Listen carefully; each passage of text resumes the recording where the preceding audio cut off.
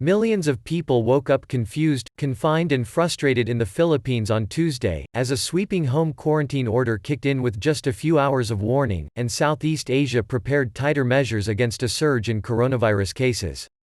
With many unaware that half the population of 107 million had been told to stay home for a month, stranded workers crowded checkpoints on the edges of Manila as vehicles tried to duck suspensions and police impounded taxis that were still running. "I need to make a living for my family," said Albert Santos, 42, the driver of a passenger jeep, adding that he would try to make as much money before being forced to stop.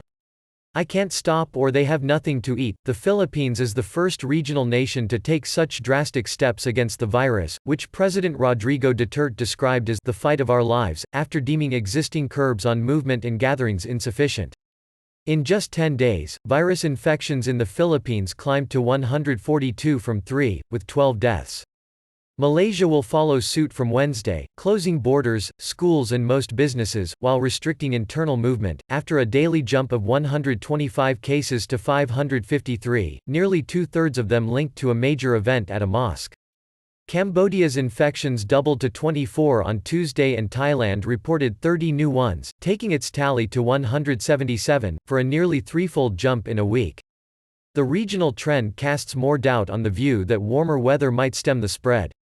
Thailand's cabinet agreed on Tuesday to close schools, cinemas, bars and entertainment centers, and postpone next month's festivities for New Year in the mainly Buddhist nation. Manila's usually busy business areas were almost deserted on the first morning of home quarantine, with only delivery trucks, police patrols and occasional private vehicles on the roads.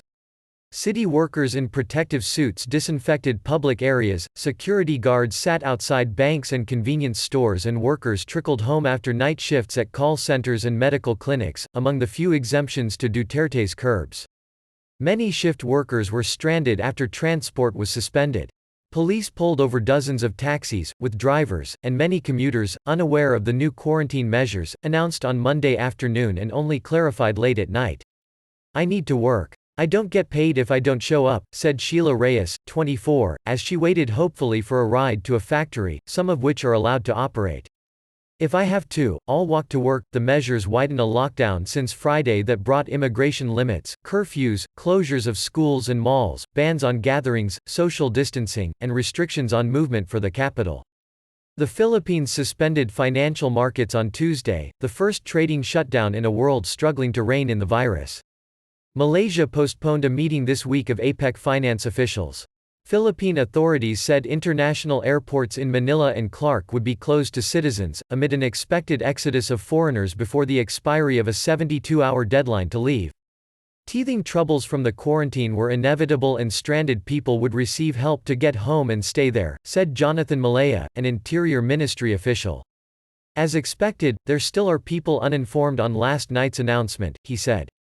"We have some kinks to fix. It will normalize once people understand that they really need to stay home." In Bangkok's Patpong area, famed for racy nightlife and counterfeit handbags, bar owners and workers said they were already suffering from the virus effect, and mandatory closures were probably for the best. "We have to follow the government's measures," said one bar worker, Kornpizik Kudakorn. "We have to do this for the common interest."